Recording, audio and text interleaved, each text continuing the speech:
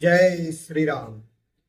बहुत सारे जानकार आपको मिल जाते हैं, बहुत सारे ज्ञानी मिल जाते हैं और बहुत सारे लोग सात्विकता के नाम पर कच्ची चीजें खाने को बोलते हैं हर वक्त, जो कि कुछ हद तक सही है और ये कुछ हद तक यह खतरनाक भी है, नुकसानदायक भी है। वह उदाहरण देते हैं बंदरों की, जानवरों की। तो भाई वो कच्चा खाते हैं और हम हमेशा स्वस्थ रहते हैं। तो आप भी ऐसा कर लोगे तो ठीक रहोगे। भूल जाते हैं, उनको स्मरण दिलाने की आवश्यकता है कि वह कपड़े भी नहीं पहनते हैं, जानवर कपड़े भी नहीं पहनते हैं, स्कूल भी नहीं जाते हैं। वो तो बिस्तर पे भी नहीं सोते, वो कंबल भी नहीं लेते, वो किसी प्रकार का परिधान का प्रयोग भी नहीं करते। जो एक सारे चीजें छोड़ दीजिए, वो गलत चीजें जो आपको सिखा रहे हैं, इससे नुकसान क्या होगा? पहली बात, भोजन को पकाने से न्यूट्रिशन कम होता है। ये सरासर पूर्णतः गलत बात है। कुछ चीजें आप कच्ची नहीं खा सकते, आपको पकानी पड़ेगी, पाक करना पड़ेगा, तभी आपका शरीर उनका उसको उसका पाचन कर पाएगा। उदाहरण के तौर पर कुछ ऐसे प्रोटीन हैं, आप कोई फलियां ले ले, कोई दालें ले ले, आप कच्ची नहीं खा सकते। भिगोए हुए भी हर को किसी को नहीं पचेंगे, हर किसी को नहीं पचेंगे, इतना ध्यान। जो भी बात रोगी है, जिनका वायु बढ़ा हुआ है, वो नहीं खा सकते। उनको खिलाएंगे, बहुत गैस बनेगी। अगर वह गैस बढ़ती गई, अधिक अधिक होती जाए, तो वही कच्चा चीज और उसका बाद और प्रकोपित होगा, और वही चीज अतथ्य है, निषेध है। वही दूसरी तरफ स्वयं मैं यह नहीं कह रहा कि आपको कच्चा नहीं खाना चाहिए। कच्चे में जरूर से सार, सत्व, पोषक तत्व बड़े अच्छे ढंग से ज्यादा प्रचुर मात्रा में होते हैं, लेकिन सब चीजें कच्ची नहीं खानी चाहिए, खाई जा सकती। कई बार आप अत्यधिक कच्चा जब खाते हैं तो अग्नि नहीं मिल पाती है। जब आप पाक करते हैं किसी चीज को अग्नि में, तो अग्नि का संस्कार उसको मिलता है। यदि वो उचित ढंग से पकाई गई है, जितनी पकाई जानी चाहिए, तो आपके लिए वह जल्दी हजम होने वाला होगा। आप सब्जियों को हल्का कच्चा रख सकते हैं, बजाय इसके कि पूरी पूरी कच्ची खाएं। भले ही आप बहुत तेज पाचन शक्ति के धनी हैं, तो आप सलाद खा लें, सुबह दोपहर खा लें। रात को सलाद भी खाना बहुत नुकसानदायक है। गाजर, टमाटर कभी कभार चल सकता है, यद्यपि पानी इनमें जो होता है परिपक्व होता है। कुछ चीजों में आप जब स्वाद लेंगे तो कच्चे पानी का टेस्ट आएगा, स्वाद आएगा, जैसे कि मूली, खीरा।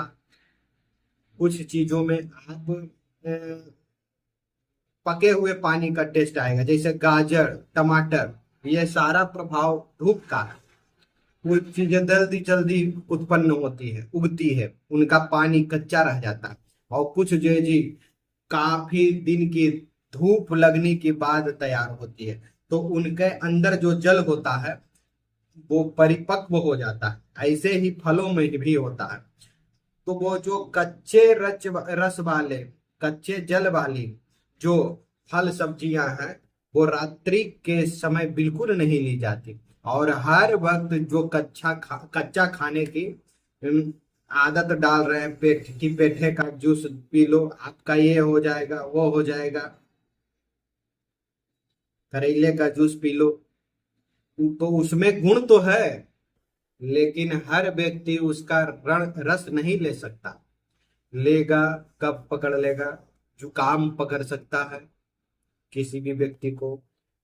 जी, जो व्यक्ति ठंडी प्रकृति का है, आपने सोचा सिर दर्द बंद कर लेंगे इससे, आपने सोचा जिंग रोक लेंगे, आपने कफ लगवा लिया, तो क्या करे फिर वहां पर?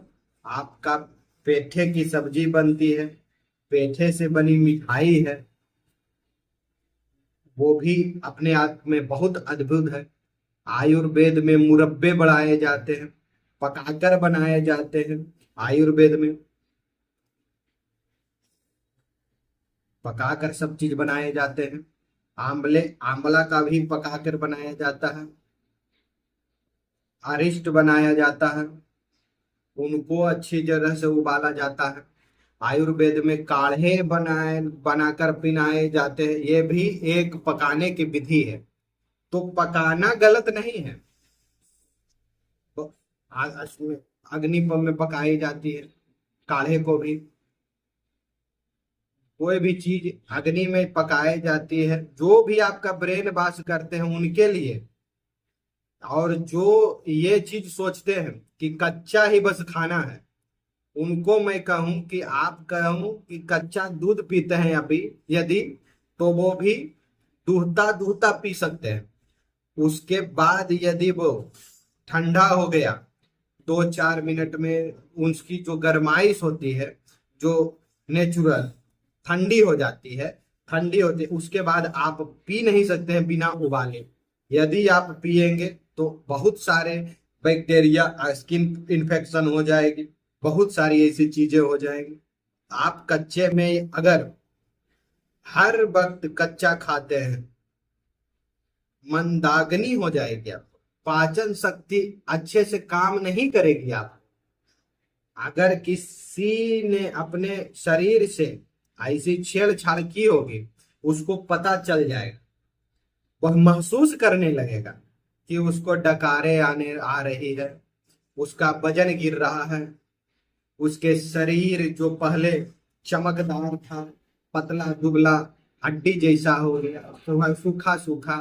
तो ये चीजें ध्यान में रखें, हर चीज का एक बैलेंस बनाए, संतुलन बनाए। कच्चे का भी पक्के का भी कितना पकाना है यह सीखे, और जिंदगी में अपने तजुर्बे से और बहुत ज्यादा संयम और बड़े ज्यादा सूझबूझ से और बड़े विनम्रता से एक शब्द देना चाहता हूं सबको। जिंदगी जीने का, खाने का, पीने का, सोने का, हर चीज का वो है बैलेंस। बैलेंस में आप खाइए पिए हर चीज, आपको बहुत फायदा करेगा। जो लोग इस प्रकार की प्रचार कर रहे हैं उनको ना सुने, अथवा आप उनको बताएं ये चीज सही नहीं है। वात पित्त कफ, इन तीनों को यदि आप सही ढंग से मैनेज रखना है, तो प्रातः काल से लेकर सायंकाल तक जैसा जैसा सूर्य होता है, उसकी अग्नि के हिसाब से खुद भारी से हल्की की ओर खाएं, चीजें खाएं। जब आप बहुत तेज सूर्य है तो कच्ची खाएं, और जब बिल्कुल सही सूर्य नहीं है तब पकी हुई खाएं। कई हो लोगों की नाइट रूटीन होती है, वो लोग यदि कच्ची चीजें भी खाने लग जाए रात भर, तो उनके लिए और मुसीबत है। उनको तो थोड़ा अच्छे से कुंड बुआ हुआ हल्का भोजन चाहिए, ताकि वह बिना सूर्य की रोशनी से भी बच जाए। यह चीजें आपके बहुत काम आएगी, और आप इन चीजों पे, भले ही आपको लगेगा वह ज्यादा सही बता रहे हैं अभी, क्योंकि कोई चीज जब महिमा मंडित कर देता है, किसी चीज को हवा बार दिया जाता है, तो बड़ी सुंदर लगती है सुनने में, देखने में। वाह, बड़ा अच्छा सिखा रहे हैं, नया नया, चलो करते हैं। खुशी खुशी करना, उसके पीछे लग जाना अच्छा है, लेकिन आप लॉन्ग टर्म में आप उस सिक्वेंसेस फेस करेंगे। बहुत सारे आपको, जैसे अभी के डेट में जितने भी प्रकार के पेय पदार्थ हैं उनका महिमा मंडल होता है। जितने भी खाद्य पदार्थ हैं जो कि आपको बाजारों में मिलते हैं, पिज्जा, बर्गर और न जाने क्या क्या, और जिसमें बहुत सारे हमारे देश के जो मान्य गणमान्य लोग हैं उनका महिमा मंडन कर देते हैं और आप भी उसी की तरफ भाग जाते हैं। यह आपको, आपके शरीर को, आपके जनरेशन को, आपके सभी पुरुषार्थ को नष्ट करने वाली चीजें हैं। तो महिमा मंडित में नहीं फंसे और अपने भोजन का समुचित ध्यान रखें।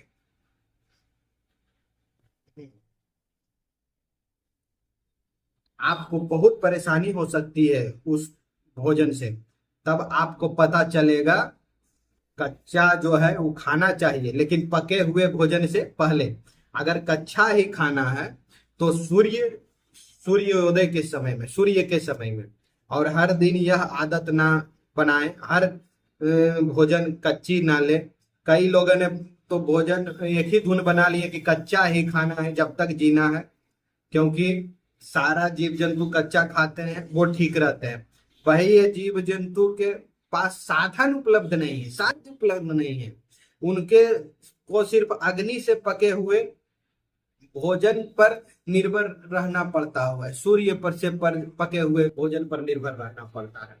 तो सूर्य भी पकाते हैं हमारे भोजन को, कच्चा तो वो भी नहीं छोड़ते हैं।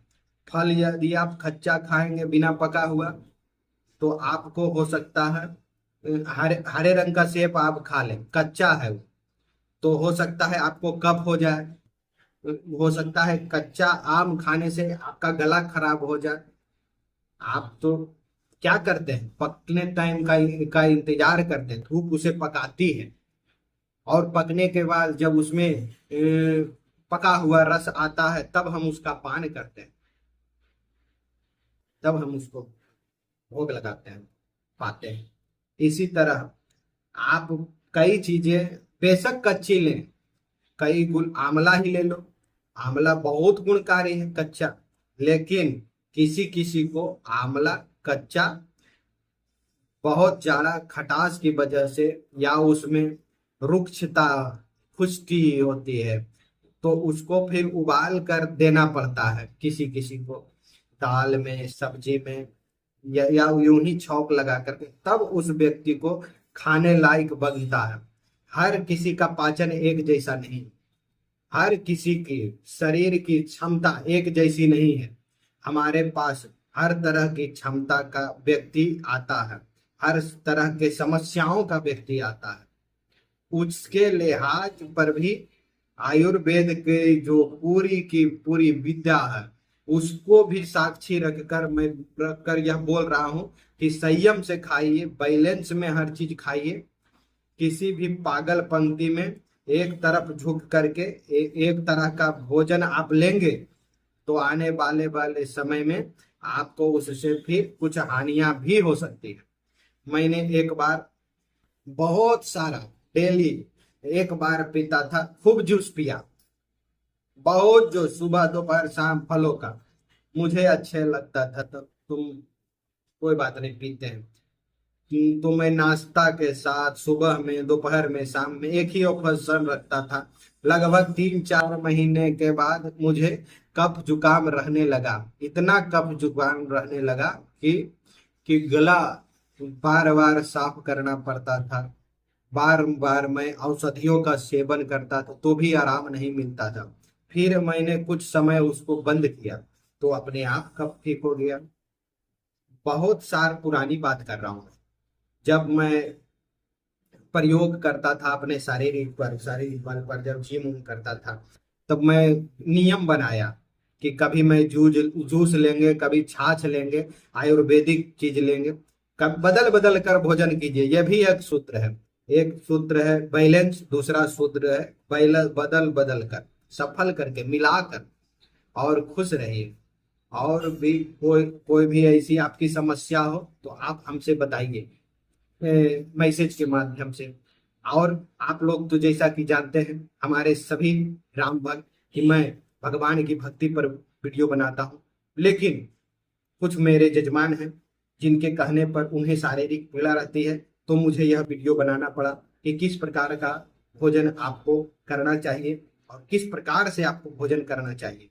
तो अगली प्रस्तुति में फिर से हम राम नाम की महिमा मंडल के साथ अपने आप को आप लोगों के समक्ष लाएंगे और आप लोग जिस उत्साह से और समर्पण से और हमें ध्यान पूर्वक सुनते हैं, उसके लिए तहे दिल से जय श्री राम। जय जय श्री राम।